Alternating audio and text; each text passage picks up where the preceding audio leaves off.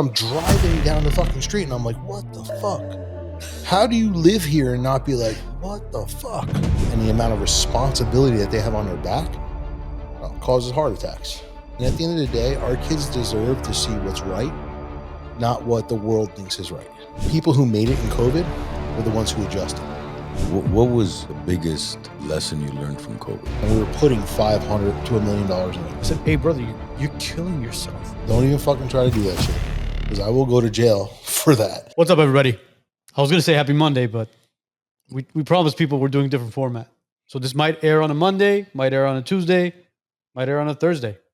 So what do we say? Just happy week? Happy week? No, it's Happy Pride Month? Or Ooh. Right off the bat, huh? Right off the bat. Well, we have Dan Sachkowsky here with us. Is that correct, right? Sachkowsky. Yeah. Sachkowsky. I was off by a letter. It's close enough. I think Armenians are the only ones that could pronounce everybody's last name correctly. It's all good, man. Because we have all the different types of pronunciations in our alphabet. You know, we have all of that.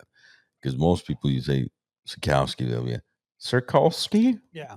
Sachkowsky?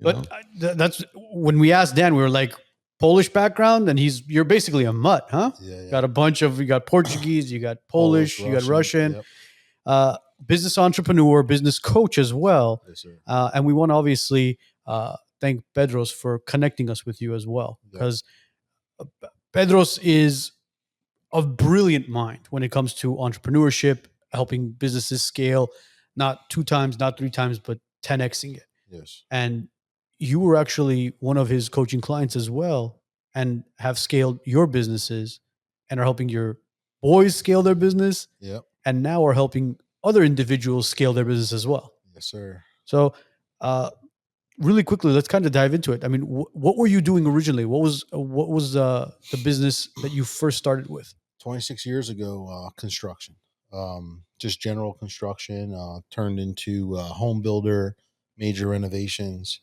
and just big projects over the years. And the economy up and down, things changing in New Jersey, not much land left. So then things started going to like total customization, where people were buying houses and $500 to $1 million, and we were putting $500 to $1 million in it. People were saying they're buying $1 million fixer uppers. So basically in Jersey, there's nothing left to build on. So people are buying things and literally doubling, tripling the size.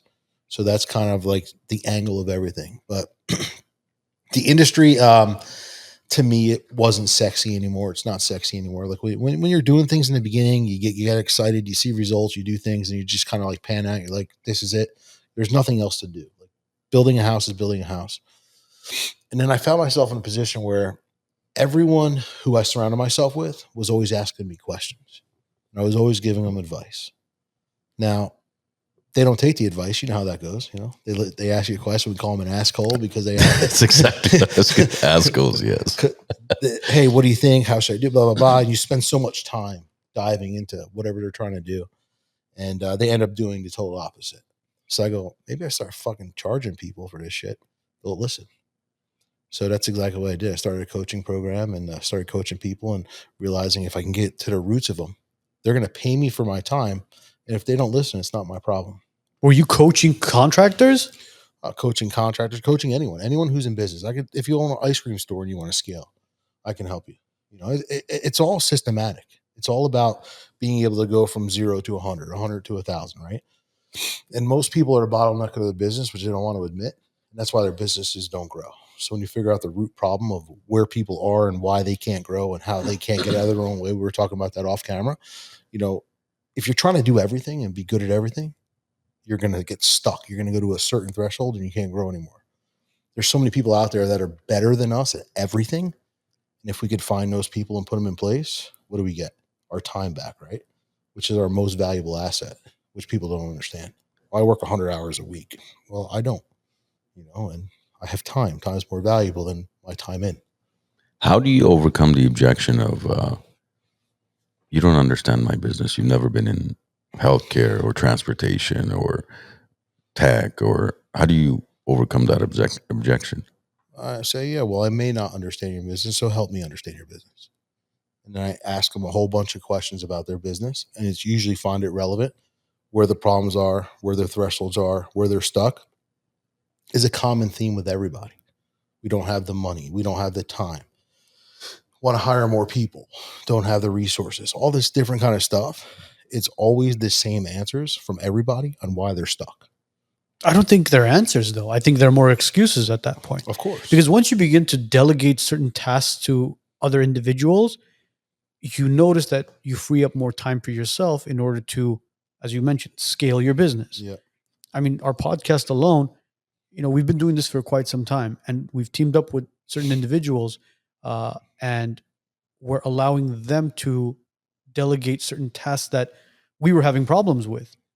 Now, this is fairly new that whatever we've started, but all three of us guaranteed know that it's going to boost us to a completely different level, because now we're not sitting there Monday through Sunday thinking, all right, was this a good clip? Was that a good reel? Was this good content? Was that good content? We just take it, send it over to them. They handle everything for us. So I think that happens with every single type of business as well. If you're doing construction and you need somebody going B2B door knocking, if you were doing it and you find somebody else who was better at it, you know what? Delegate that task to him, and then you'll do it somewhere else. You'll do it in another farm area. But people are just afraid of, I would say, letting go of that hand. Yep. They got it tight, like in a vice grip at this point. It's control. Back when I was like 25 years old, I was 8 years in business. And I asked my mentor back then, I go, why can't I grow? Why am I stuck? He goes, because you're a control freak. He goes, let go. Give other people the job. You can't swing the hammer, do the estimate, make the phone calls, and do everything and run payroll and expect yourself to have a good life, because there's only so much time in a day. So the whole way to build business and build yourself into a portion of that place where you want to be is putting the right people in place, because you're never going to build it by yourself.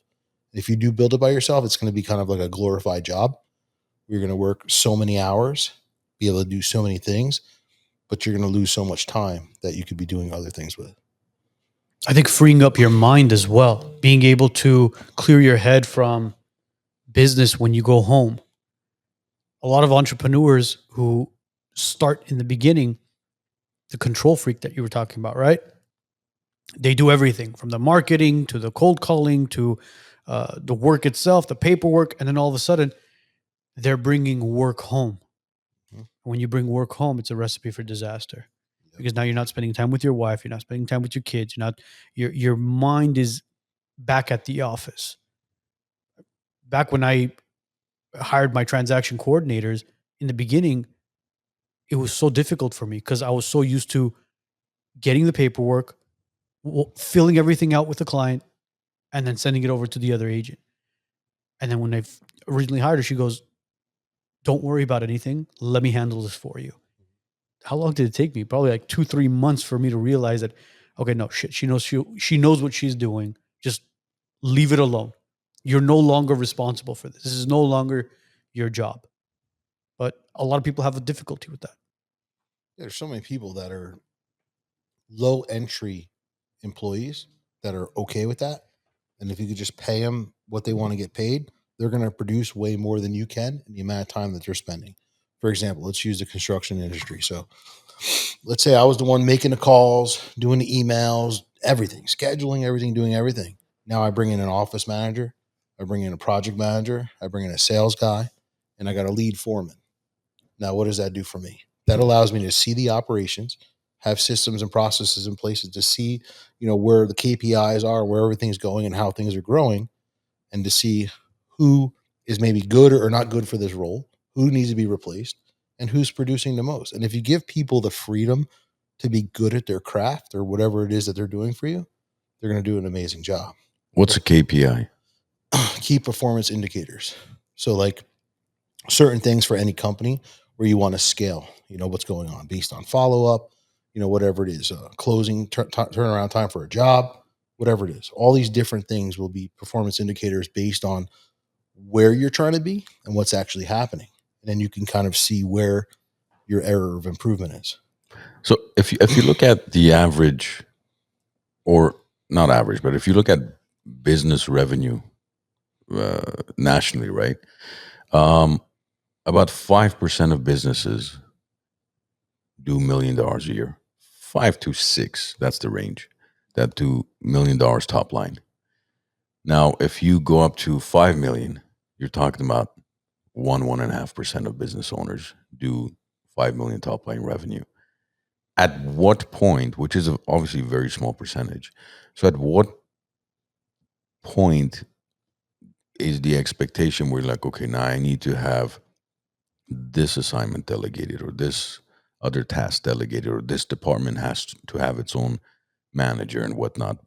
At when does a business owner decide, okay, now I'm making 200 grand a year, 500,000 a year, $1 million a year, to make those transitions and to be able to kind of, I guess, scale at that point? I think most business owners got to be like frustrated to a point where they're like, what the fuck do I do? Because if the frustration kicks in at one point where you're just like, enough is enough. I'm working so many hours, I'm doing so much, but I'm not getting the results that I deserve. And I believe a low percentage of people are ultimately successful because they let go and they realize it takes a team to build an embassy, like something big.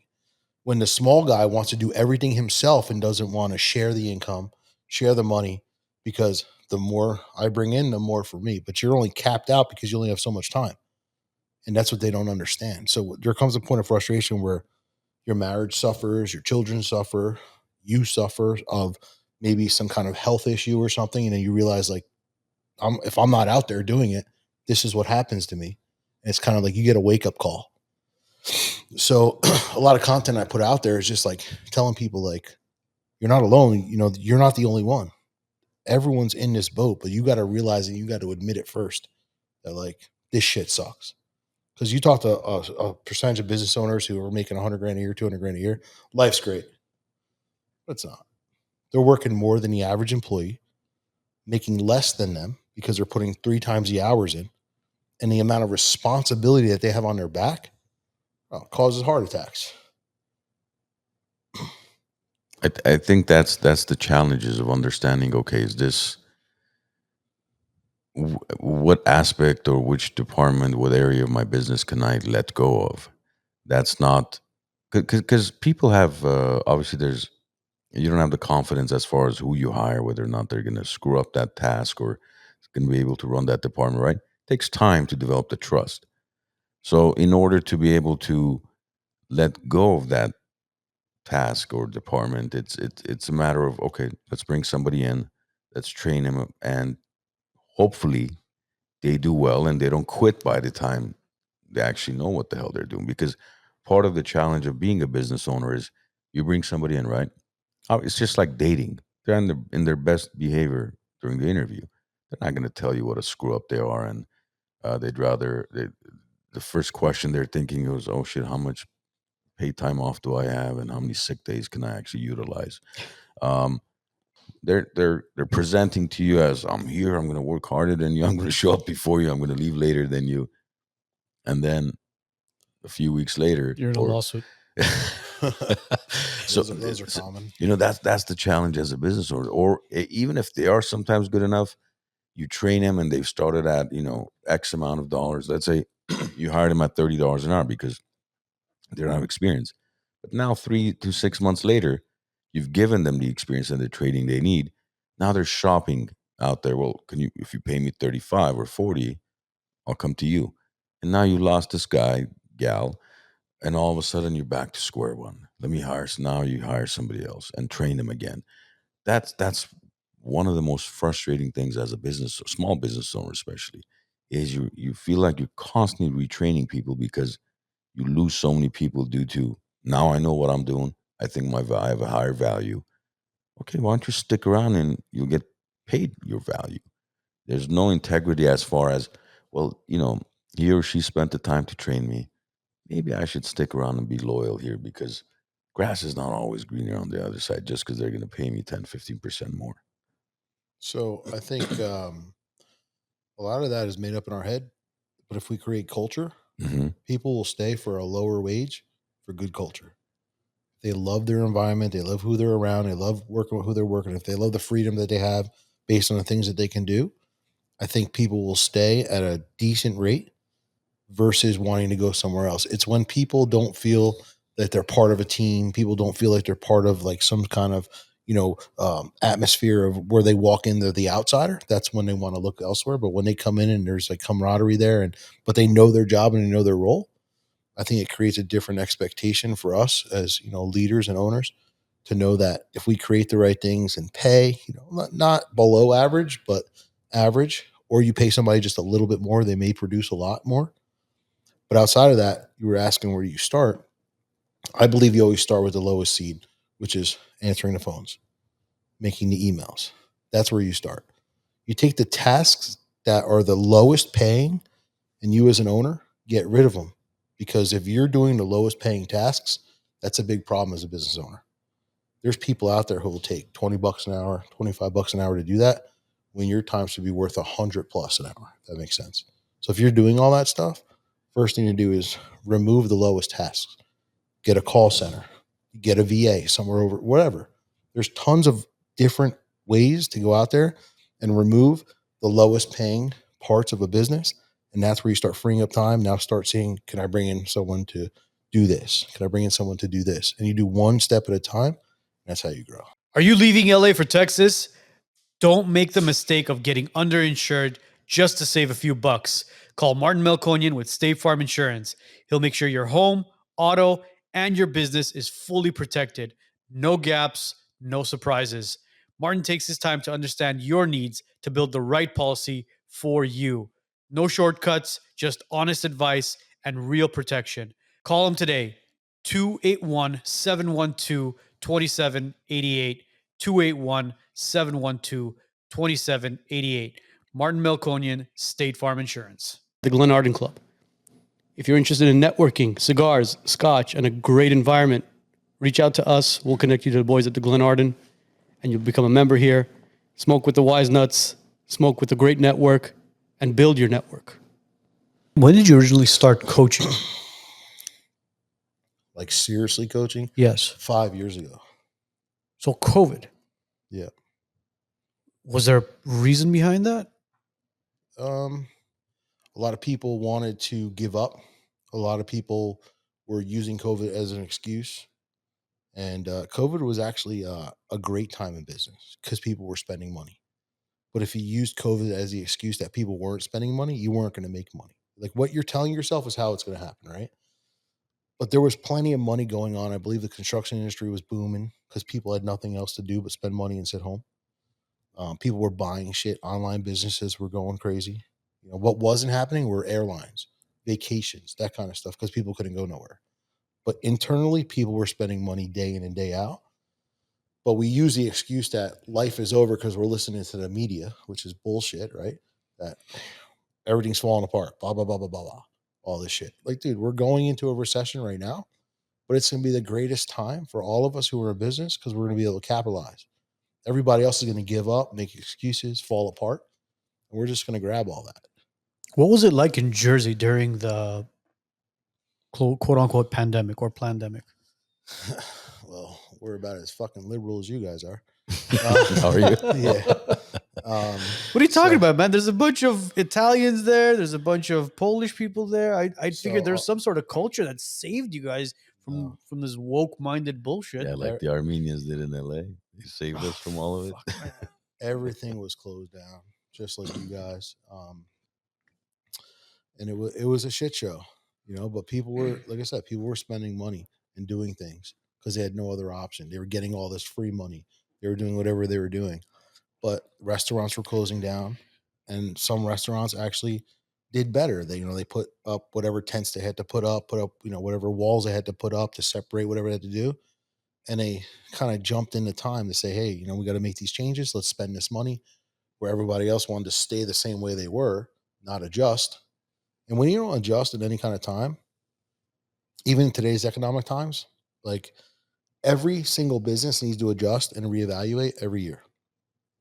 And if you're not changing with the times, you're going to fall apart or you're not going to grow. So people who made it in COVID were the ones who adjusted, not the ones who sat there and complained. 90% of people who complained lost everything, lost family members, lost this, lost that. But when you look at the majority of people who passed away anyway, people who aren't healthy, they were overweight. It wasn't people who were healthy, people who were still trying to stay healthy. It was people who were mentally giving up and didn't want to continue to fight the fight. They were letting the world and the noise create the outcomes in their life versus the other people who weren't buying into bullshit, especially out here. Yeah, it's crazy that was 5 years ago, man. 5 years ago, people were, as you mentioned, pitching tents outside to eat. Mm-hmm. People were putting on masks to go to the bathroom and then coming back and sitting down and taking the mask off. Lines were 6 feet apart. It was just such a fascinating time. And I think it was like April or maybe even sooner than that, where we kind of took a couple steps back. We're like, bro, this is all bullshit. Yep. But we were all called crazy at the time. Are you kidding me? You know how many people are dying? But as you mentioned, the majority of them had underlying issues, comorbidities, hypertension, heart issues. I mean, somebody who's stage 4 cancer, who's on their deathbed, passes away, and they say, well, it wasn't the cancer that killed him. It was COVID. Somebody gets into a motorcycle accident. Well, you had COVID, and if he was wearing a mask in that helmet. Well, think about it too. Like the hospitals, the nurses, they didn't want to deal with it. So you weren't getting the proper attention because nobody wanted to deal with it. Nobody wanted to get sick. Nobody wanted to do this. The whole hype of what was going on, even doctors, like, let's prescribe this. Let's not really look at the real situation. Let's give them this, and this, because this is how we're making money. And it was a money gamble for many doctors, many hospitals and all that versus really finding out the problem. Diagnosing people with COVID that didn't have COVID. It's bullshit. And they say now, I guess in China or some shit, they're saying there's a second storm of COVID coming or some bullshit. No, when did you hear this? I saw it. Are you serious? Yeah. There's been several posts over the last week or so. Last couple weeks. Even there was one in California, supposedly. It's like, I mean, and that's my question to you about that is, what was the biggest lesson you learned from COVID? What did you take away from it? That people are fucking sheep, man. People literally follow the bullshit. People listen to the noise. When I was texting you yesterday, you're like, hey, let's talk about world problems. Like, I don't even fucking watch the news. I don't watch TV. It's all bullshit. You know what I mean? At the end of the day, everything is bullshit. We got a great guy, as our president, but everyone's going to talk shit. Let's fucking have a life crisis to fuck him up and fuck the world up and blame him. You know what I mean? I just heard that Kamala's running for governor of fucking California. Bro, don't even. I just heard. Yeah. Yeah. A buddy of mine's running for governor, and he said Kamala's running. So your buddy's running for governor of what? New Jersey? California. One of Bedros' buddies. What's his name? I don't know if I can say it on here yet. All right. That's fine. Because, I mean, he's a police officer. He's a Christian. And very, very smart, very loyal, understands the in and outs, understands like the bad side of, California because he lives it, wanted to move out of here, but decided to stay and make a change. Well, so we should probably reach out to Pedro, see maybe we can have him on the show. Yeah. I'll ask if I'm allowed to release his name, and I'll text it over to you guys or ask Bedros. Yeah. I just don't know if I can. Oh, don't worry. Don't worry. You know how that poison goes. Yeah. Shoot him before he stands. Yeah, you mentioned poor guy's name. All of a sudden they go, oh, there's a conservative radical Nazi who's running for California governor. We got to take him out before. He's black, though. Oh, is he? Yeah, which is awesome. Oh, so he's a black Nazi. That's the one thing. Black skinhead. Yeah, he's see, that one I hadn't heard yet. Black skinhead. But for me, what COVID really made me realize, what I learned from it, is how tone deaf and brain dead really people are. And also how we knew this because we grew up in communist. Under communist Russia, Soviet Union, and Armenia, but that the government has zero interest in your well-being. They don't care. And surprisingly, I'm surprised even till today, there's Americans that still think, no, the government's watching out for me. I think I can trust them. Really. Trust in what? I mean, how did that work out for you 5 years ago? And that was, and I thought, okay, this could potentially change the perspective for people, but it did for some. I'm not gonna say it hasn't for none. I mean, we've seen a lot of people waking up and questioning things rather than just following, but there's still a good majority that who watch the CNNs of the world or even the Foxes of the world. It's no different. I mean, one is speaking this bullshit, the other one is speaking this bullshit. So it's not like, okay, yeah, this one is really, old school journalism. But that people still haven't realized that you gotta make your own decisions, look beyond what's being presented to you.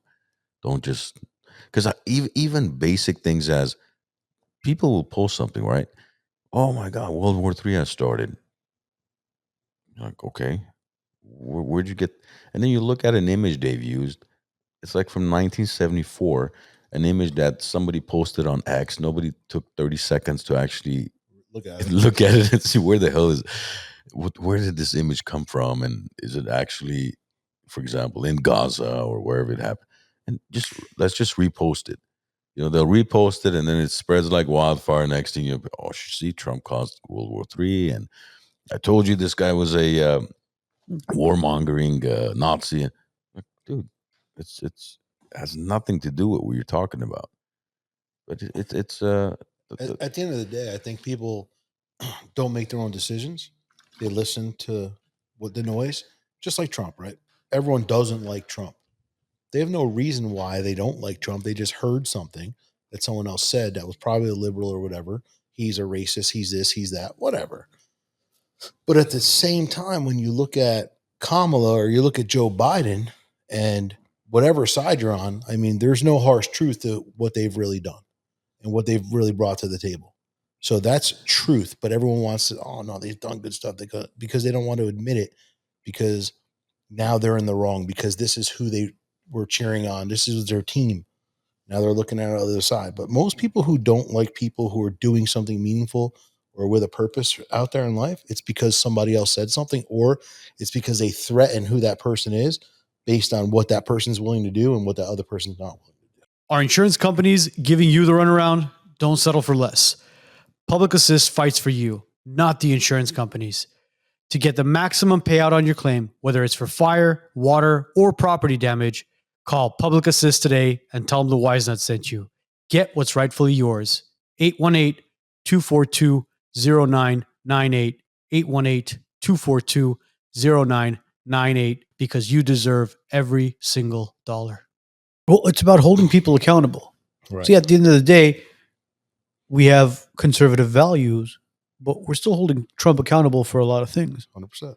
He talked about no wars, stopping certain wars, and you still see the Ukraine and Russia war going on.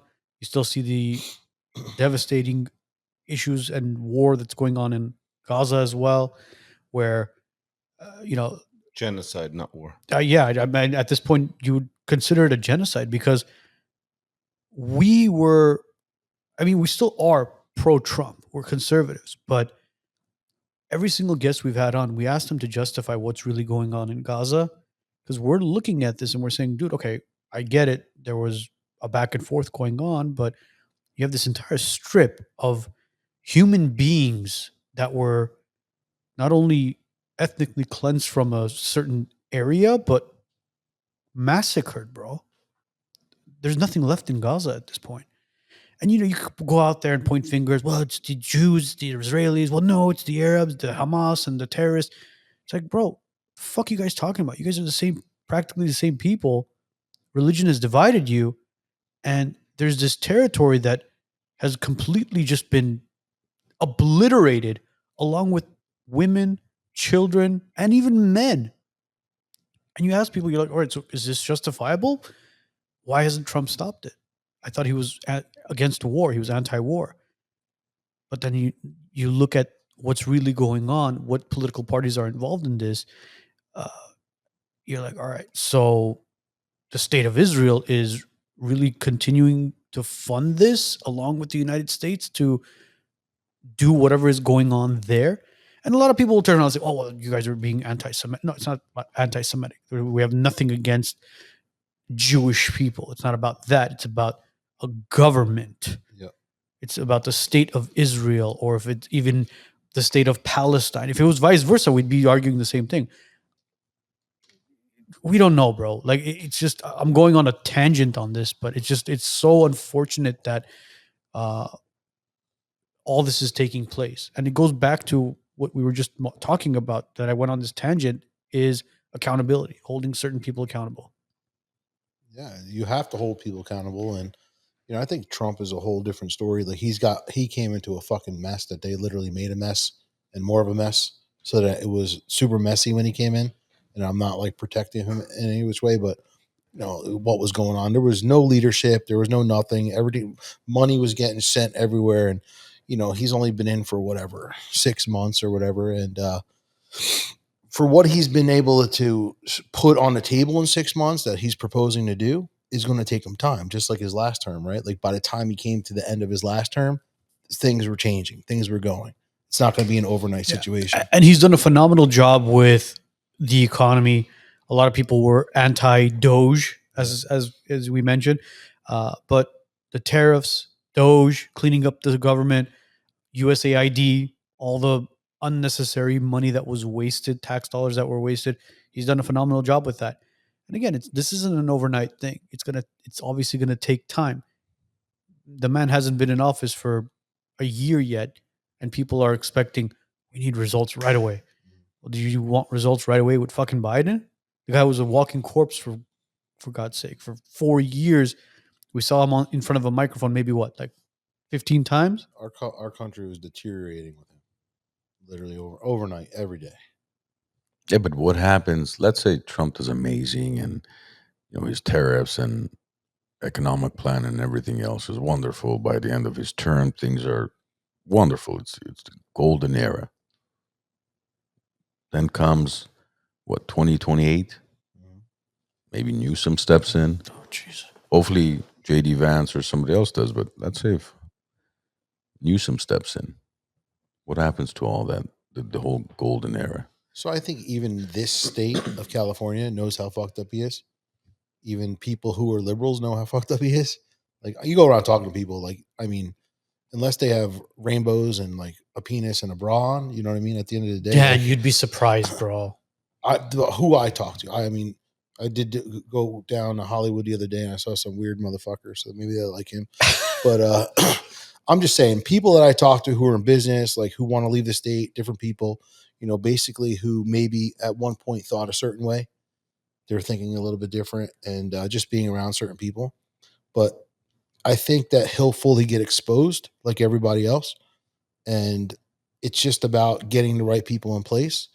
Everyone in the outside world knows that Newsom's not doing a good job, because look at I mean, bro, I'm driving to LA, fucking homeless people up the ass, Winnebagos everywhere. Like, that shit's crazy. Yeah, it's like a movie. And you guys like allow that shit to happen. I'd be blowing those things up if it was in Jersey or Florida or wherever, wherever I'm at the time. I'm not going to want my kids to see that. Like, bro, it's terrible. But it's just like, we see it or we hear about it on the news, and that's the first time I've ever seen it driving past it. I'm like, holy shit, look like a war zone. When was the last time you were in Cali prior to obviously your recent visit? Maybe like 6 months ago, but I'd never been to LA. Oh, really? No. Yeah. So you don't have homeless in Jersey? Not like that. It's probably cold though. That's why. No. Yeah, but they clean up the streets and they try to like get like abandoned buildings or whatever, that buildings that aren't being used anymore, try to get people in there. There are homeless, but we as a state in Jersey and in Florida, like, really try to clean up in the two areas that I live, really try to clean up the streets from what I see. Like, I remember back in the day in Jersey, there was a place called Tent City where it was like this big wood area where it was all tents. Like our Skid Row, basically. Yeah. And they said no more. And they did whatever they had to do to move them out and get them out. They gave them a certain amount of time, and they put them up in like, different buildings or whatever they put them up in. And it sucks for us for our tax dollars, but at least it cleans the streets up, Yeah, yeah. Because I'm sure they're going to clean it up eventually. I mean, the Olympics are right around the corner. So we have about what is the Olympics? 3 months, 2 months of the Olympics that will have nice, clean LA streets, and then we'll probably go back to, as they would call it, normal. But it's not normal. None of this is normal, and they continue to call it a housing crisis, but it's not a housing crisis, bro. We have drug addicts, mental health issue all over the streets, and all they want to do is just build shit, build shit, build shit. And I think California at this point is somewhat flipping. I think at this point we are somewhat purple, but these large counties, LA County, up in San Francisco as well, and San Diego, the liberals there are so they're just it's just so congested there with them that they dominate it. You leave these outskirts of these big urban areas, and it's all red, man. Riverside County is red. San Bernardino County is red. These rural areas, a lot of it is red. But this whole agenda of them creating this 15-minute city, building up instead of building out, is what's creating this massive division. They're just piling a bunch of people in like these small little apartment buildings and saying the government will take care of you. This is all low income housing. And all you got to do is you got to be a good boy or a good girl and just go to work, pay your rent, and we'll put some food on the table for you. So And what would you suggest if let's say, for example, the city of Glendale, right? Very desirable city. A lot of people want to live here, can't afford to live here, um, and there isn't much land available. Is there in Glendale? Like you can't buy land and build unless you want to buy a mountainside, and then you got to spend so much money to flatten that. And is there any land available in Glendale? there's a lot of land. It's just a matter of what you can do with it. Where is there a lot of land? Look right behind you, right over there. Okay, I'm All exempt. the Those are mountains, mountains. I understand that, but you don't think we have the technology to excavate all that? Of course we do. There you But go. at what cost? And then I mean, now you got to pay $5 million to live there. bro, we just spent $5 million on fucking bike lanes. No, I understand, but I'm saying 5 million per house. How much? 500, wasn't it? No. No, man. They wanted to spend 500 million over a Yeah, decade it or was, so. yeah. The definitely. 500 million, Joe, you're talking about was like that massive project where it was like the Verdugo Wash and like Right. all the way up to La Crescenta. Bro, they spent like literally, I think it was like $5 million, and they built a bunch of bike lanes on a very, very busy street in an area where it's like car dominated. Like nobody fucking bikes. And then they realized a couple, like the 2 or 3 people that actually bike up and down that street got hit by a car. It was causing traffic, and they're like, "Oh shit! I think we really screwed this up." So what did they do? They spent a couple $1 million turning it Undo back into what it was. So that's what I'm saying. It's all about utilizing the funds correctly. We have the money. It's just a matter of what we could do with it. The Grayson power plant. We had a power plant where they were like, hey, listen, if we take these natural gas generators and we convert them into hydrogen powered, we'll save a bunch of money. Our grid will be more than enough for the entire city, and it'll cost us roughly around 30 something million bucks, right? What did they do? They decided to do something else with it. They procrastinated. Now the cost of that has, I think, times by 4.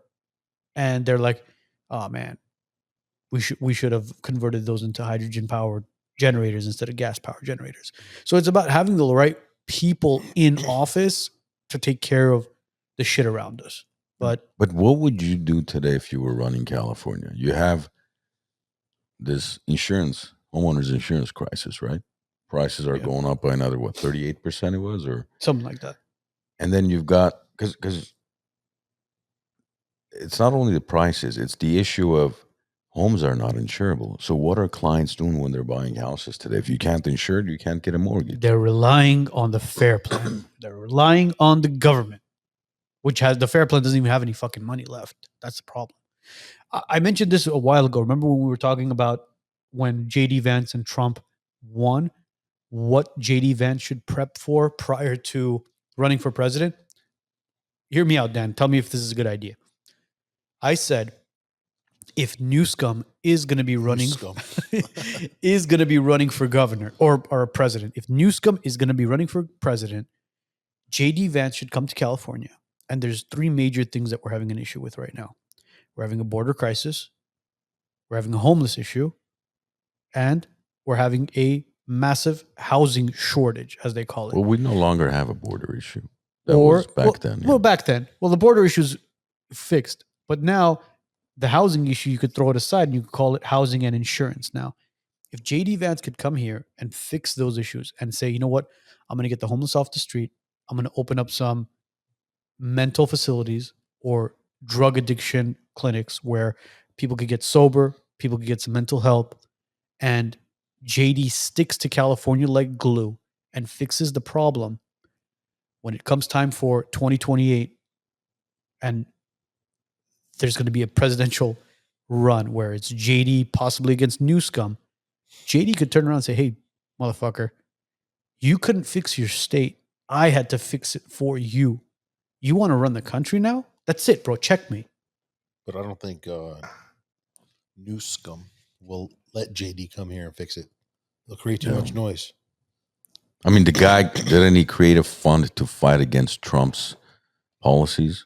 Yeah. He was basically going to use our tax dollars. Ladies and gentlemen, he was going to use our tax dollars to sue the president. So you expect him to Just roll let out the red JD carpet for come JD here. Vance, and Dude. JD's going to come here and be like, I'm going to fix this problem and that problem, and so I could use it as leverage against you to win the presidency. See, that's what I can't wrap my head around is people being okay with a governor saying that, hey, listen, we're going to sue the president if he tries to infringe on our rights or if he tries to change any sort of policies in California. It's like, all right, California at this point is in shambles and he's willing to spend your tax dollars to sue the president instead of using that money to potentially help Californians.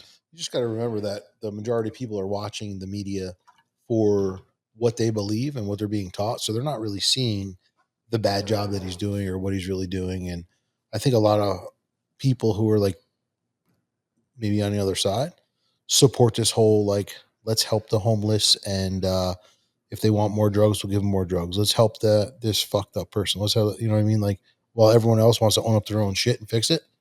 Like, I just think that if they're not watching or seeing the right stuff, they're being guided the wrong way. People can't make their own decisions. Like, people like literally can't think for themselves, can't adjust for themselves. They look at everything that everyone else is believing in, what everyone else is talking about, and this is what becomes their identity or their reality versus like looking at the truth. Because they're being programmed that way from a young age. I mean, dude, I'm driving down the fucking street and I'm like, what the fuck? How do you live here and not be like, what the fuck? Yeah, I know. It's terrible. Like, I love California. You know, it's a fucking beautiful place. Love to live there. Yeah, everything's good. I'm like, place a shithole.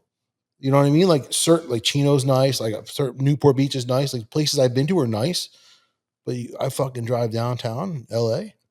I'm like, dude, what a fucking shithole. Well, you know what's funny? You just mentioned two cities, right? You mentioned Newport and you mentioned Chino, right? I mean, just what the demographics there are majority as far as political views. Of course. Conservative. Yeah. I'm looking at a post from Newsom's Instagram page.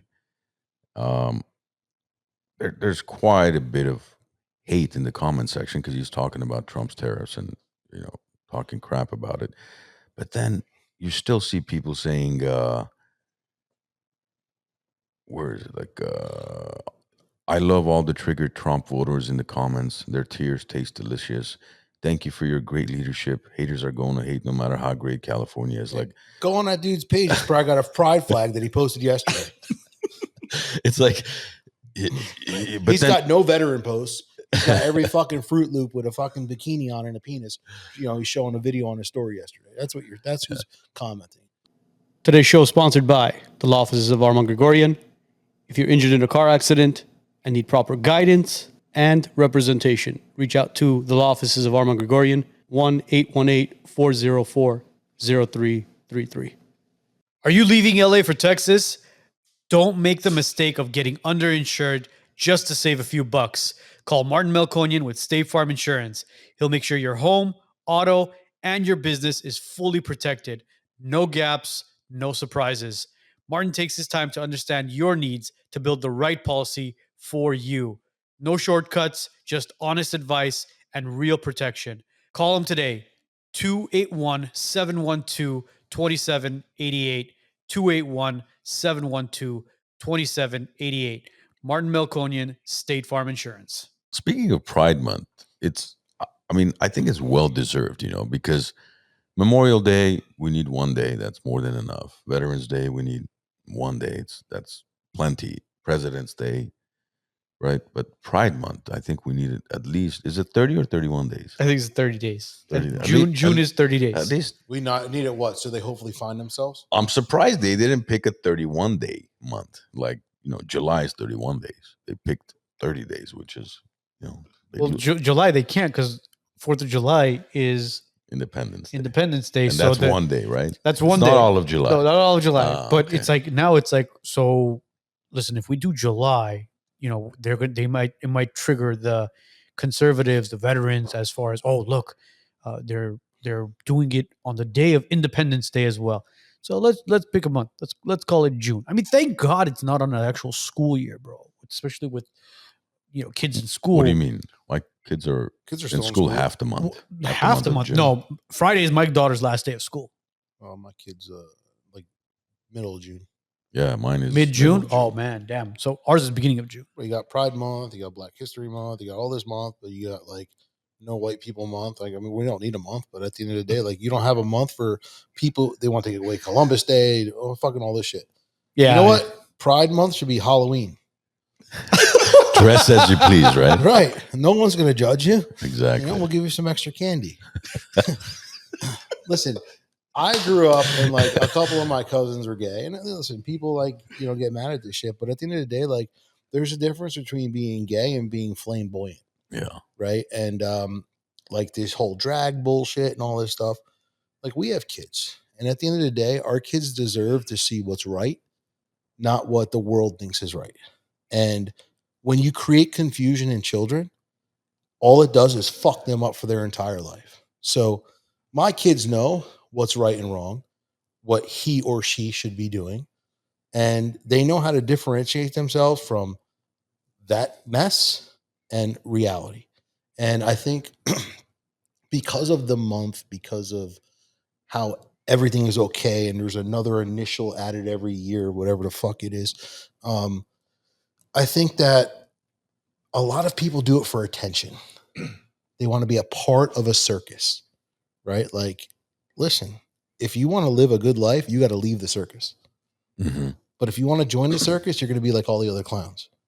And this is where all these people who are like, ghosted in their room, no social life, no nothing, they want to be a part of this whole little clown show, But if you look at some of the like really gay people, like who have husbands and wives that are like successful business owners, they're not fucking marching there. They're embarrassed of what these people are doing and how they're making them like pictured. They're like, that's not us. That's not who I am. It's going backwards. Right. It's literally going backwards in society. Because we've had gay guests as well. I've gay clients. We've had gay friends as well. And when you speak to them, a lot of them say, "Bro, we're this whole rainbow movement. That ain't us, show, man. Yeah. It's that ain't us." Because what we've worked for all these years and what our, as they've said, gay brothers and sisters back in the day have worked for all those years for us to get our rights. These guys are completely tarnishing it. They're making people look at us and go, "Oh man, I'm sick and tired of all of them." Yeah. But it's not all of them. That's the big picture. It's not all of them. And Gays Against Groomers, I'm sure you guys you're aware of Gays Against Groomers, yeah. Right? So we collaborated with them as well, had them on the show, and they talked about it. They're like, "Dude, just all we want is to be left alone and to leave the kids alone as well." Because all the shit that's been going on in these school districts and on social media, we got to keep that away from the kids. Let these kids grow up and become mature adults and decide what the fuck they want to do in the bedroom. Yeah. It's none of our business. Yeah. And a lot of these, you look at the trans people, especially men. Dude, if you left that child alone, he'd grow up to be a gay man. But all of a sudden he acts a certain way. He's flamboyant. Oh my God, no. Little Johnny's no longer Johnny. Little Johnny's Jessica. Yeah. And for the parents to even be like, oh yeah, let's chop it off.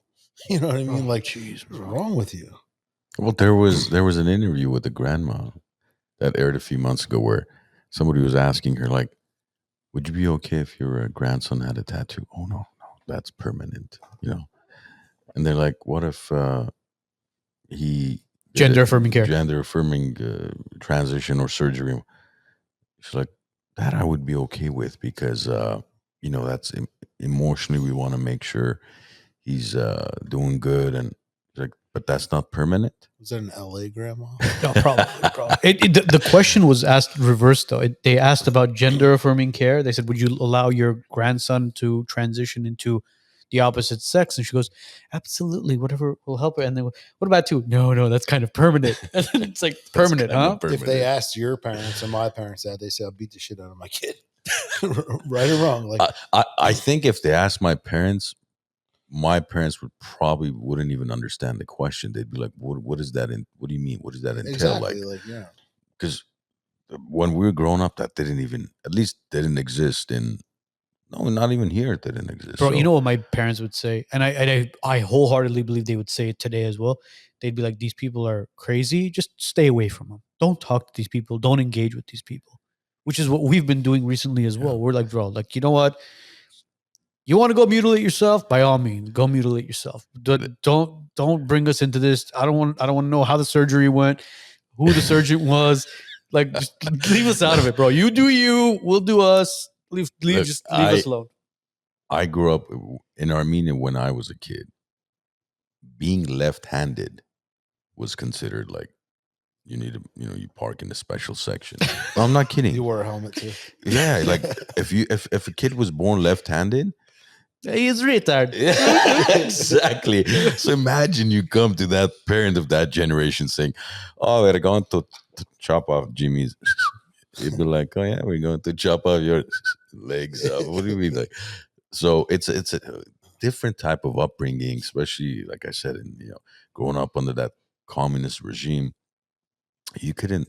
The parents had there was nothing other than raising our kids to be strong men, strong women. Even obviously men back then, especially boys, were looked upon differently. Every father in the communist era wanted to have a boy instead of a girl because they thought, oh yeah, I'm gonna pass on my kingdom. What fucking kingdom? You live in a communist state. You have $14. Like, what are you passing on? Debt? You know. But that was just the mentality that they had back then. Conditional thinking. Yeah. So yeah, to answer your question, I don't think they would even understand the question.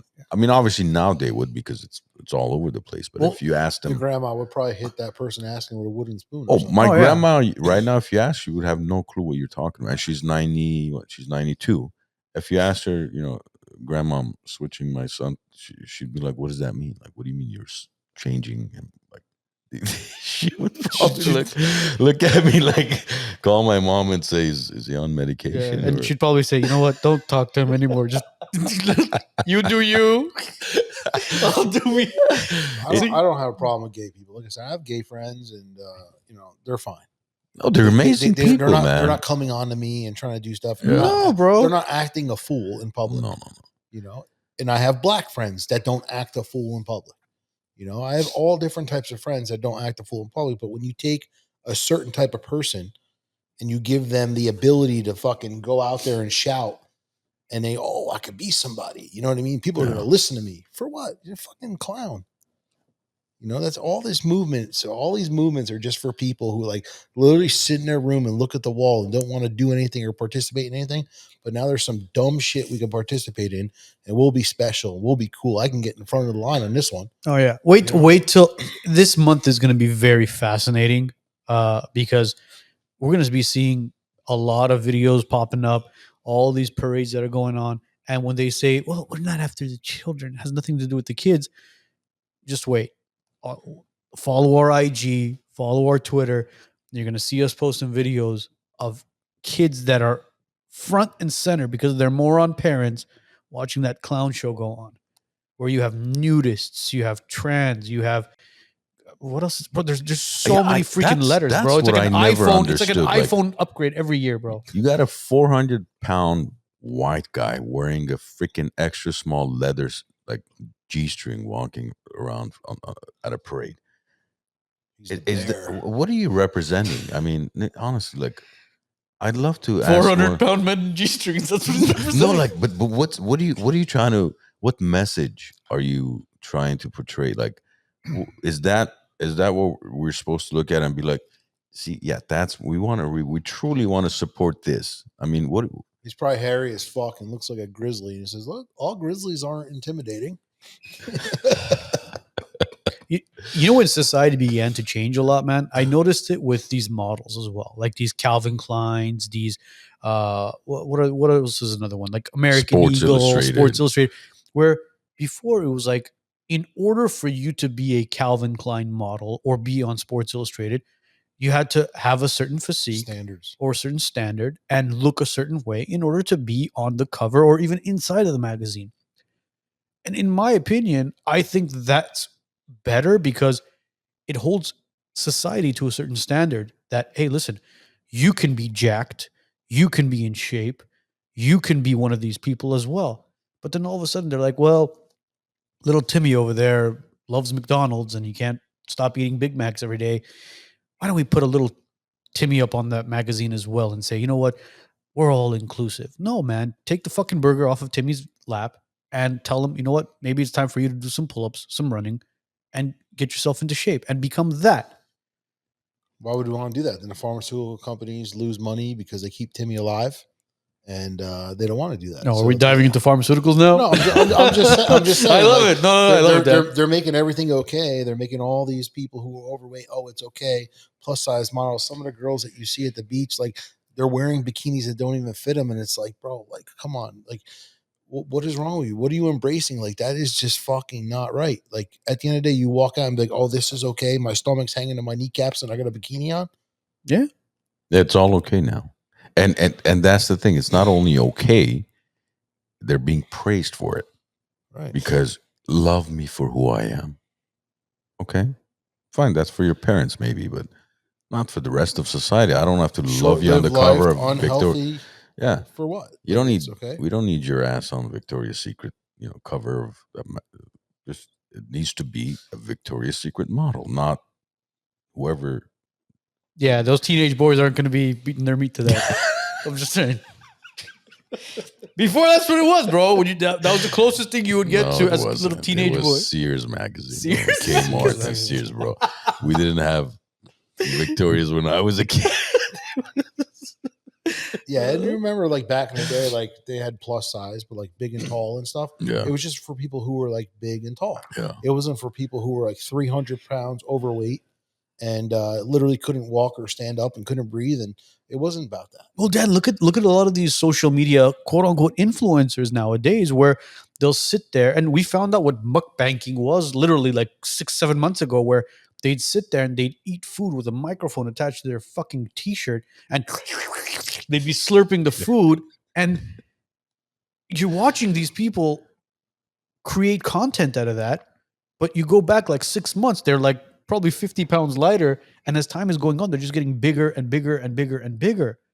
It got to the point where there was this one individual, I don't even want to mention his name, but I commented on his post. I said, hey, brother, you're killing yourself by sitting in your car every day and eating the food that you're eating, the fries, the burgers. And he's not eating like one burger and one fries. Bro, this guy's eating like 4 different types of burgers and 4 different types of fries and basically giving his 411 on it. Dude, you are literally killing yourself. I guarantee you he's not going to the gym or he's not exercising. That's all he's doing. He's doing it for social media influence. Let me make some money online because I can't do anything else. But again, short-lived life. And a lot of these foods are very addictive. The sugar content in it, the what's that? What do they call that thing that they put in the Chinese food as well? MSGs inside the food. I mean, thank God In-N-Out finally took some of the shit out of their food as well. They took the red dye out. Which, I mean, you should go grab some In-N-Out while you're in Cali. Have you had as well. In-N-Out? I don't think it's that good. What? It's all right. It's not that good. What would you like? What do you guys have there on the East Coast where you think is better? Don't say White Castle, bro.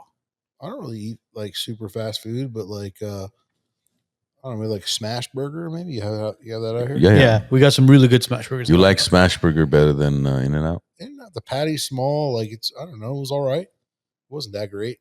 I mean, everyone raves about it. It wasn't that great. Personally, listen, I know Wendy's might not be real meat, but if you get like a Wendy's Dave's Double plain with cheese, that shit hits home. Oh my God, man. You sound like a real East Coaster, bro. It's a bigger burger. I mean, In and Out, I mean, it's not that big. I was still hungry.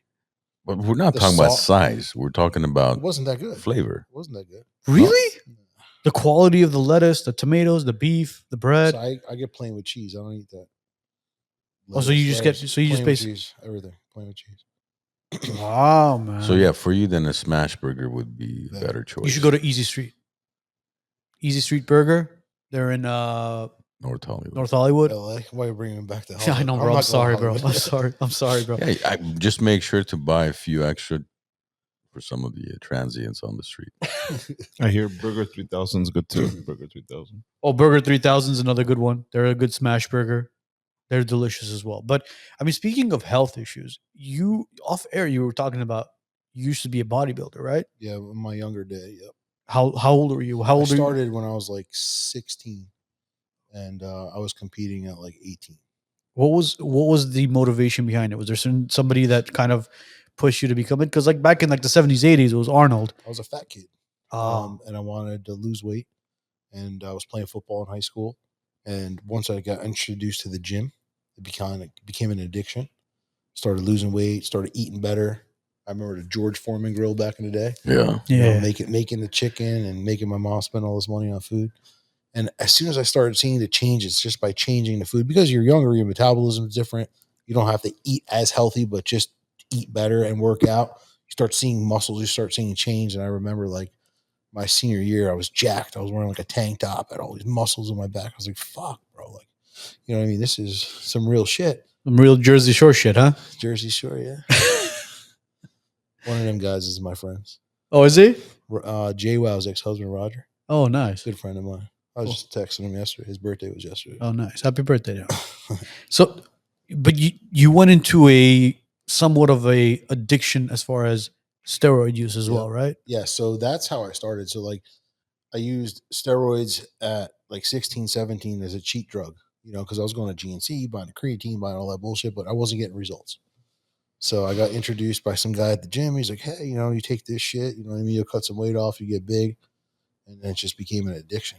You know, and I was like, fuck, this shit's real. And I was just one thing after another, a little bit turned to a little bit more, you know, just like everything else. You know? Does it actually make that big of it, or does it allow you to or lift more? That's why you gain muscle, or actually helps you gain muscle. There's all different types, right? There's steroids that can cut you, can bulk you, can give you, you know, more strength. And it all depends how they're used. So the first thing I got introduced to was testosterone and Winstrol. Winstrol is a water-based steroid, and it helps you cut your weight. And that like literally took like 30 pounds off me fast. And then I got introduced to like DECA. DECA is like something where it's going to give you strength. We call it like the WD-40 for your joints. It helps your joints. It helps your muscles. And then there's other stuff like Equipoise. There's all different. There's hundreds of different types of steroids. And they all work differently, especially compounded together. So I literally used my body over like 15 years to just try all these different things.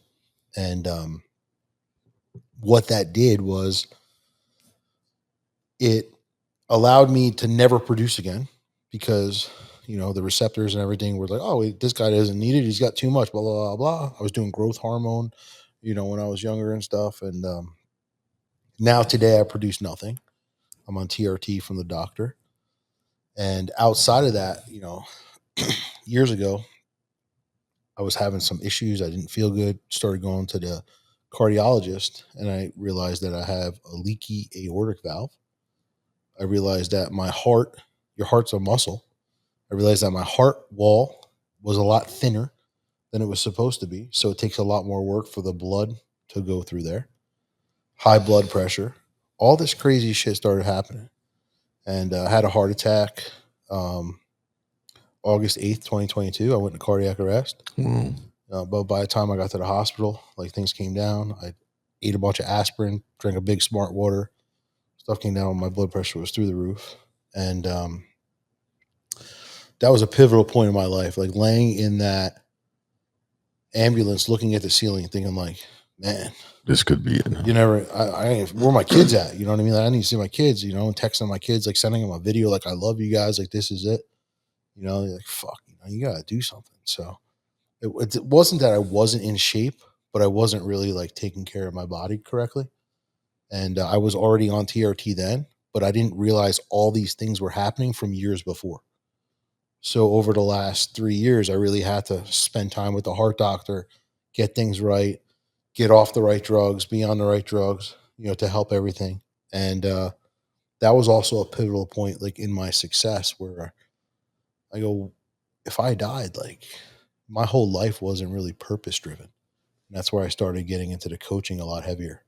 Like I have to use all the things I've learned, all the things that I've done to help other people be their best. And that'll be super gratifying to me to know that, like, hey, Dan helped me. The day I'm gone, I helped that person. I got them through whatever they had to do. So that was a big pivotal point in my life. And at that time, my one son, who's 19, my middle guy, he didn't talk to me for like, at that point, like almost 2 years. He didn't talk to me for about 4. Why? Me and his mom, all my kids' mom, same mom, we got divorced, and you know, parent alienation. Like he kind of like, you know, He gravitated towards mom, I'm assuming. gravitated. Yeah, mom's rules were better than my rules, and you know, that kind of stuff. And you know, it was kind of, she had the upper hand, and I don't know how she feels about it or doesn't feel about it. I don't know what happened outside of the walls of my house, so I can't say what she did or didn't do. But I know that my kid wouldn't talk to me, wouldn't entertain me. I went to his football games. He wouldn't even look at me. So I was definitely poised to be this bad person. How's your relationship with him now? He's good. Probably about 4 months ago, 3-4 months ago, he came back, and we recently just went to Aruba. He was just here in California. He went home yesterday. It's good. We're building a relationship. I don't talk about the past. I talk about the present and the future. I don't want to know what happened or what didn't happen. I don't really care. But I did ask him, and I said, you know, what made you come back? And he texted me back, I just felt it was time. So everyone, like throughout that time, was like, he'll come back, he'll come back, he'll come back. But when you're living with a kid not talking to you, you don't want to hear that shit. How many kids you got, Dan? I got 3. So you got 2 boys and My daughter. My daughter's the youngest, yeah. and your middle child was the one that resented you, basically. Yes. So when he was coming for a visitation, Didn't visit. He didn't visit me. I didn't see him. are you serious? For 4 4 years? Yeah. Did you ever question your ex? Oh, it's my fault. I did it to myself. Blah blah blah blah. One day the other 2 will see exactly who you are. All this bullshit. See, that's the one thing we always talk about on the show as well when it comes to like divorces. It's the worst thing to degrade your ex. At the end of the day, it's the father of your children and it's the mother of your children. If you're going to part ways as peacefully as possible for the sanity of the kids. Again, I don't know what your middle child went through psychologically, emotionally, but all those years of him missing out with you in his life, a father figure in his life, I'm sure he's a great kid now, but God forbid, bro, if he was looking for that father figure and he found somewhere else in the wrong neighborhood, you don't know where his life would be now. She was dating this dude that like was trying to take him in as his kid, and that shit pissed me off. You know, like he posted, I think like this was probably 3 years ago or something. He posted on Father's Day like his 2 kids and my son, and like someone showed me. I'm like, what the fuck? And I texted dude. I go, bro, that's not your kid. Don't even fucking try to do that shit, because I will go to jail for that. You know what I mean? Like that's my kid. You know, and I mean they're not together anymore, but like even like to make that even be okay, that's not okay. No, it's not. Like, and my other 2 kids we have a great relationship, and now you know my middle son, we have a good relationship. We're building a relationship, but what he missed out on 4 years was like a man in his life, like a real man in his life, to show him the real ways. Good thing he was an athlete, he was in sports, and he was doing things. But I think now he's at a point of his life where he's been out of high school for a year now, wasn't sure what he wanted to do, and maybe it was time now he needed dad's direction. I'm not sure. But I'm glad he came back. It was probably the hardest time of my life, but I still went on to do what I had to do because I had 2 other kids who were depending on me, needed me. And I think the pivotal point was, like I said, when I had that heart attack, eyes wide open, because I was probably about a year into it, 2 years into it. And I was spending so much time like dwelling on why he wasn't talking to me. And I'm like, I just need to just keep going. Are insurance companies giving you the runaround? Don't settle for less. Public Assist fights for you, not the insurance companies. To get the maximum payout on your claim, whether it's for fire, water, or property damage, call Public Assist today and tell them the WiseNuts sent you. Get what's rightfully yours. 818-242-0998. 818-242-0998, because you deserve every single dollar. The Glen Arden Club.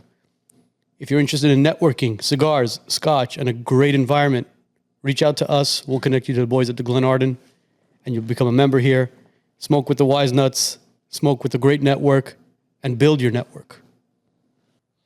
It's funny. I was having this discussion over the weekend with a friend of mine about how there's people go years without, for example, in your case, talking to your son, or they won't talk to their sister or their brother or whoever, or a friend, especially if it's blood family, right? And my whole thing about one of the reasons why, like for me, a tight circle of friends are important is because they're supposed to also kind of keep tabs on you, one another, as far as, like, for instance, if you notice one of your friends is having issues with at work or with their kids or whatever, not to try to, obviously, you're not trying to stick your nose into the business, but it's like, hey, like, what's going on? You've been, different lately.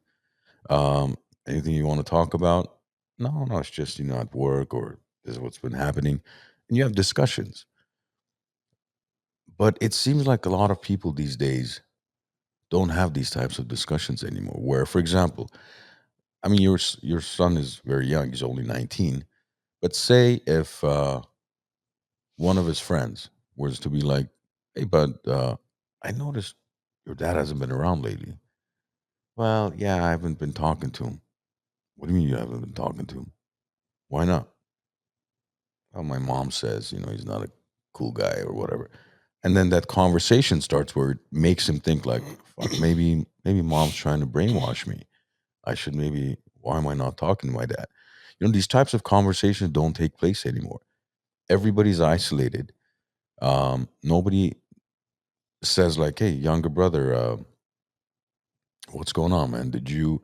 For example, it was grandma's birthday. Did you text her? No, I haven't texted grandma for her birthday. Or I didn't call her, or I didn't go see her. Like, these types of conversations, I don't think take place as much as they need to anymore. That's what keeps you in balance, because we're caught up with this bullshit every day, right? We think we're so busy, we no longer have time for anybody. But if you break it down, you look at your screen time, you spend 9.5 hours on this shit. You could have spent 9 minutes on the phone with your grandma, or 90 seconds. But why is it not happening? Because nobody's holding anybody accountable. And I think part of a good friendship, a good circle of people around you, is to hold each other accountable for, hey, this is what's happening. I noticed, you're a little down, or the good and the bad. You praise each other for the good, and you're there for each other for the bad. It's not just and that's what I think is missing a lot in people's lives. What's interesting is when I coach people, I don't only coach them in business. I find out the root problems, like a lot of times while they're stuck, maybe unsupportive spouse, whatever it is, guilt, whatever it is. And I try to help them in their life as well. Listen, by no means am I perfect, but I know what's right. I know what's wrong. I know what I would have corrected and what I done wrong. And a lot of times people act a certain way in life because of guilt or because, they feel they're being dragged towards a certain direction where they really should be going in another direction. And yes, the phone has really separated us from reality in our world. It's like when you go out to dinner with people. I mean, everyone's on their phone. What the fuck are we out to dinner for? You're wherever you are. You're on a boat. You're wherever you are with people. Like everyone's got to be on their phone Because they got to let the rest of the people know that they're on a boat. right. But not even that. It's just whatever, texting people or whatever. Like, just be here, be present. Yeah. That's why I enjoy going places where, like, you maybe go to a nice restaurant, it's got a steel, roof, and there's no service. You actually have genuine conversations. You talk, you do things. If you're going on a date with someone, go on a date with someone. If you're going to go out with your spouse, go out with your spouse. If you're going to be with your kids and go out to dinner with just your kids, hey guys, phones down. Give me an hour. I don't ask you for much. Yeah. And then you really see, like, hey, I said phone down. What's so important? And then it makes them start to realize, like, this is a moment that you'll never get back. Yeah. But that phone you have tomorrow. And there's nothing that important that you can't miss right now. Communication has become very difficult for a lot of people nowadays, because what these phones have done as well is somebody texts you something, you have all the time in the world at this point to respond to them, if you do respond to them. Whereas sitting down and having a genuine conversation, a lot of people become uncomfortable with it. They don't know what to say. What do you talk about?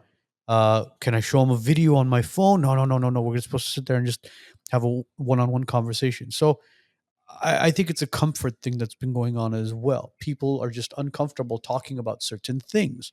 Going back to what Armand was saying, as far as holding people accountable, right? If it's a sibling or if it's a cousin, or, hey, you know what? As you mentioned, grandma's not doing well. Did you call grandma? Well, no, I didn't call. Why didn't you call grandma? Those people are afraid of saying they're uncomfortable calling grandma and talking to them because they haven't done it. They don't do it. They're addicted to this shit and communicating that way. But if you tell him text grandma, he'll fucking text grandma in 2 seconds and not worry about it. Yeah. It's not genuine. It's basically a task at this point. All right, it's done. Yeah. I did it. And so what my wife and we just recently started doing with our kids. I have a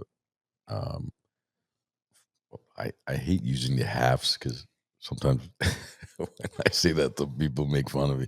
I can't just say 5 Wi-Fi. Like I have a 5.5 and almost a 7-year-old. Like a few weeks ago, they kind of had a habit of when they would wake up in the morning, they brush up, wash up, and all that, and they come downstairs. And during breakfast, they like to watch cartoons or some sports recap from the night before, whatnot. Like highlights of basketball, soccer, whatever. But a few weeks ago, we were like, you know what? Let's just take away the TV. Maybe at night they can watch a little bit, or on the weekends. Let's see how it changes things. So we did that. We said, okay, guys, no more TV. First day they were kind of like, can we turn it on? Like, no. Remember, we agreed, no TV, right? And surprisingly, it was the one time that was it. That one time they asked, can we turn it on? And the following day, zero questions about it, as if the TV doesn't even exist. Now they'll sit on the island and they're having breakfast and they're talking about sports and they're talking about, different things and, what do Messing you, with each other. Yeah. yeah, it's like all of a sudden they're asking, what do you call that? Trivia questions. Yeah, they'll start asking each other. Really? Oh, who was this basketball player number 40 that played for this team? And they're like, oh, Sean Kemp, or or like. And my wife and I were talking about this today. We're looking at each other like, wow, this is fun. Like, I mean, they're actually Yeah, man. You leave kids alone. Take away the tech. They'll figure it out. Because they initially, even sometimes they'll come. They're like, "Papa, I'm bored." I said, "Okay, that's amazing that you're bored." I said, "You think at 6 years old I wasn't bored? We didn't have PlayStation. We didn't even have basketball hoops in Armenia. Like we had outside, old school goalie, we could play some soccer maybe, but And some sticks. yeah. I'm like, what do you think I did when I was a kid? You think I had all this entertainment and we had board games and we had puzzles and we had Legos and remote control cars and go-karts? I'm like, do you really think I had all that? He goes, you didn't? I'm like, no. We had sticks and dirt and one ball that we played that my dad played with when he was a kid. That's And now probably he's half flat. Yeah, there's some duct tape attached to it. like, we didn't have any of that. It wasn't even available. It was not a matter of money. It just didn't exist. Like, there was no community basketball court back then. And if there was one swimming pool, it was empty 11 months out of the year. They maybe would pour water in during like a month of training for the kids, and that's it. It was empty. Yeah, So as my kids were growing up, no video games. I didn't buy them any video games. Dirt bikes, quads, all that kind of stuff. And this is stuff that we did together, and their friends would always be like, oh, look at you guys, you're so lucky. But my friends would be like, oh, my sons would be like, oh, my friend's got a video game. Can I get it? No. You want to play Yeah. video game, you go to his house. But why do all your friends want to be at your house? Because you have the fun, cool stuff. So when you look at that, it's like, I believe a lot of people throughout the years, like even especially now, buy a lot of kids video games to so the parents don't have to interact. So what you're doing is amazing because you're like, hey kids, come back to reality. This is a part of being human, and let's be human together. You got go-karts, you got whatever it is. So I always made my kids go outside, always do that stuff, get on quads. We do and this is stuff that we did together, which created a bond versus being like, okay, let's play Wii together. No, fuck that shit. I'm Yeah. not doing that shit. Yeah, yeah. A lot of the kids that were playing the Wii's and the PlayStations were envying your kids because, dude, what boy at that age with all that energy wouldn't want to go jump on a quad or a dirt bike or something like that? Yep. They were envying it. So, I mean, dude, hats off to you, bro. You did an amazing job raising actual boys, allowing them to fall, hurt themselves, get up, brush themselves off. I know you had a little bit of a slump with the middle one, but I'm glad he's back on board again, and he's tag teaming up with Pops and his older brother. A buddy of mine called me Christmas time, and it was like, I think it was Christmas Eve. He's running to the store. He goes, I'm going to go buy my son the new Xbox. I go, don't you fucking dare. And he told me he called 3 people. Yeah. All people who are like adventurous like us, like, outsiders. And we all said no. So he ended up buying his son a dirt bike. Now his son's racing dirt bikes. No shit. Yes. Nice. And I go, bro, imagine all his friends have video games. I go, fuck all his friends. I go, dude, you live on a farm. You got 20 something acres. You need to be building pit track for this dude. Like, you need him to just get hurt. His kid's like, 6, 7 years old, driving skid steers around, mini excavators and fucking dirt bikes. And the kid's now racing dirt bikes and he's doing great in his class. And I go, imagine you bought him. I talked to him the other day. Imagine you bought him that video game. 28, bro. If I had 20 acres, what Bro, seriously, man. My kids would be driving tanks and freaking. Oh, he's got big. He's got big like fire trucks there. He's got crazy shit there. Dude, I'd build a paintball course with like all this salvaged cars and stuff from town. Dude, like we've said it before in the past, and we'll say it again. When was the last time you saw a kid in a cast?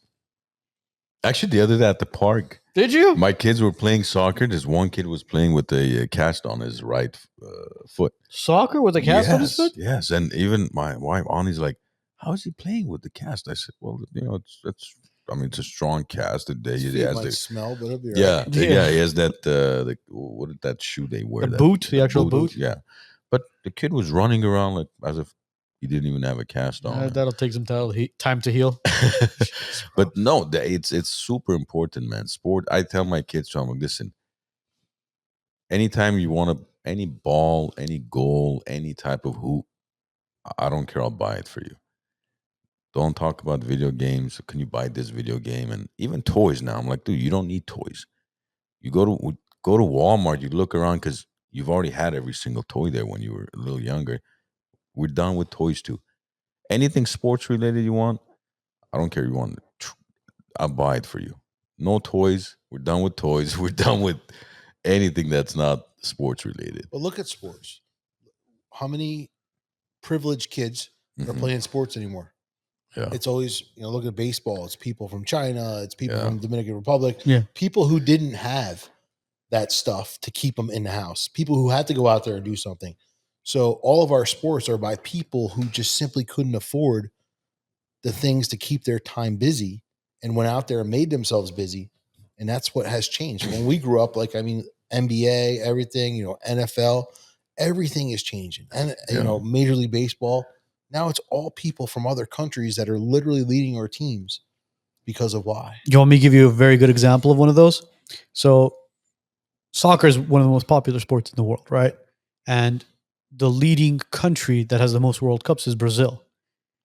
So when you go back in history and you look at the Brazilian national team, the 5 World Cups that they've won, it was very, very impressive. But when you would go and look at the country of Brazil and what they were playing on like dirt, uneven turf, very, very difficult to play on. But recently, the Brazilian national team has not been so competitive and not so strong. And when people kind of took a couple steps back and they looked at it, they're like, holy shit, bro. They're no longer playing on those dirt fields on the sand.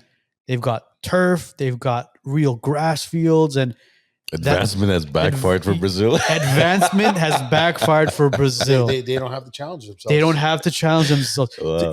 So it reminds me of that story that you were talking about. So a country that was dominating the soccer industry all of a sudden is like, well, Neymar was the last of the Brazilian breeds at this point. I mean, who else is it? Isn't that new kid, the 17-year-old, what's his name? He's Portuguese, isn't he? Is he Portuguese? I think he was Portuguese, Oh, yeah. he's Portuguese, okay. Yeah, so at this point, it's kind of like, all right. It's because they don't have all the goodies that we have here. We're so spoiled here. Kids are spoiled. Parents, with everything. They just want to keep their kids busy and follow the trends. The trends are video games. Let's entrap the kids. Let everybody get a participation trophy. Your kid sucks, can't even kick the ball, but he's got a trophy. Just because he showed up. Like that shit. 9th place ribbon. Everything was so competitive when we were younger. You had to compete to be. There was only one first place. There was only one winner. But now it's okay. Everyone's a winner. No, that no water boy. That part I hate about. I mean, thankfully, where I take my kids to sports, there is none of that. You don't get a 2nd place trophy, unless obviously if it's a grappling match. Yeah, there's still the podium 1, 2, 3, right? But soccer match, jiu-jitsu. There is no 2nd place. You're the first loser. I mean, yeah. You were the last winner. George Carlin, man. Every single time we end up talking about George Carlin and how the man was ahead of his time as well. Could you imagine if he was alive today? The shit that he would be talking. Do you know George Carlin? Yeah, I remember. My dad used to watch him. Oh, but I just see some of the old stuff where he talked about so much stuff that's happening today. And if he was alive today, like he'd be like, told you. I've watched probably hundreds, if not thousands of hours of his comedy over the last, I want to say almost 30 years probably. Yeah. And I saw him live. Fortunately, I got to see him live before he passed away at, I think back then it was called the Kodak Theater in LA. I saw him. He was already, didn't look all that well, but. Yeah. By the way, that kid is that 17-year-old that we were talking about. He's actually He's a Spaniard. He's not Portuguese. My bad. Oh, he's Spaniard. Dan, is there anything else we want to cover before we call it a day? Whatever you guys want, but I think we covered some good stuff. Well, dude, we appreciate you coming out from Jersey. Sit down with us here in LA. Sorry to disappoint you with all the homeless and flawless streets and the shitty in and out. I drove in here. I'm looking out of a window, some beautiful stuff, but. Like I said, when you see things like I grew up seeing Hollywood, the street, people walking the stars, and then you drive down there and you got a fake Spider-Man that's anorexic trying to climb the wall, and you got a Michael Jackson that's whiter than white. You know what I mean? Like it's wild. But again, we have New York City is the same way. It's a shithole. But you went to Newport Beach here, right? You went to Hermosa, which those are beautiful spots. Beautiful. So you didn't only see the shitholes. You got to talk about the good stuff too. No, that's what I said. Like those are nice places. Chino Hills is nice. Can I ask you one more thing though? Go ahead. Can you try In-N-Out one more time with the tomatoes and lettuce and stuff, and give us an honest review? Sure. All right. There we go. God, guys. And if you like spicy, add the chopped chili in there. Yes, add the chopped chili. Yeah, add the chopped chili. Guys, today's episode will be up and running on Spotify, Apple Podcasts, and all major platforms mañana. We want to thank Dan again for taking time joining us. Have a great week. Have a great weekend. We'll see you guys all next week.